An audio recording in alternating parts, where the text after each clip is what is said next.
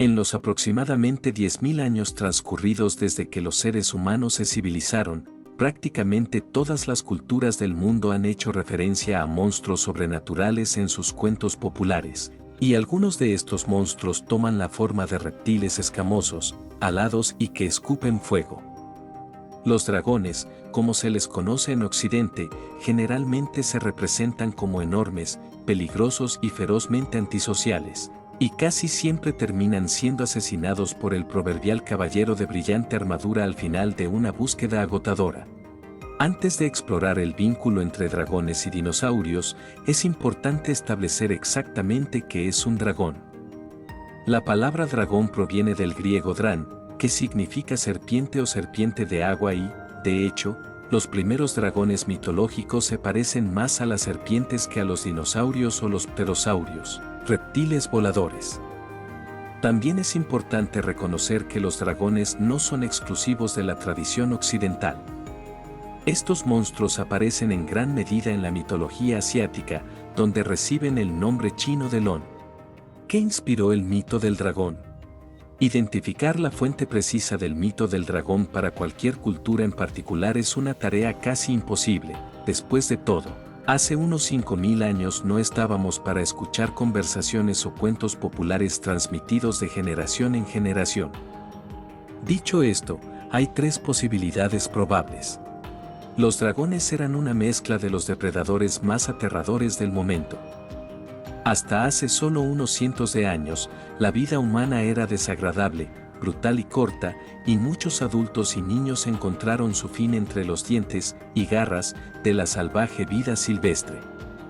Dado que los detalles de la anatomía del dragón varían de una cultura a otra, es posible que estos monstruos fueran ensamblados poco a poco a partir de depredadores familiares y temibles, por ejemplo, la cabeza de un cocodrilo, las escamas de una serpiente, la piel de un tigre y el alas de un águila. Los dragones se inspiraron en el descubrimiento de fósiles gigantes.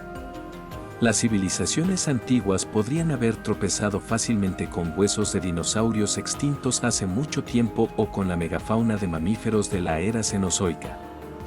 Al igual que los paleontólogos modernos, estos cazadores accidentales de fósiles pueden haberse inspirado para reconstruir visualmente dragones uniendo cráneos y columnas vertebrales blanqueadas. Al igual que con la teoría anterior, esto explicaría por qué tantos dragones son quimeras que parecen haber sido ensambladas a partir de partes del cuerpo de varios animales.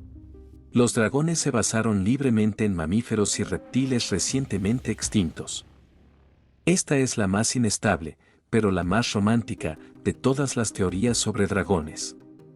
Si los primeros humanos tenían una tradición oral, es muy posible que hayan transmitido relatos de criaturas que se extinguieron hace 10.000 años, al final de la última edad del hielo. Si esta teoría es cierta, la leyenda del dragón podría haberse inspirado en docenas de criaturas, desde el perezoso terrestre gigante y el tigre dientes de sable en América hasta el lagarto monitor gigante Megalania en Australia, que con 25 pies de largo y 2 toneladas ciertamente alcanzó tamaños parecidos a los de un dragón. Dinosaurios y dragones en la era moderna. No hay muchos.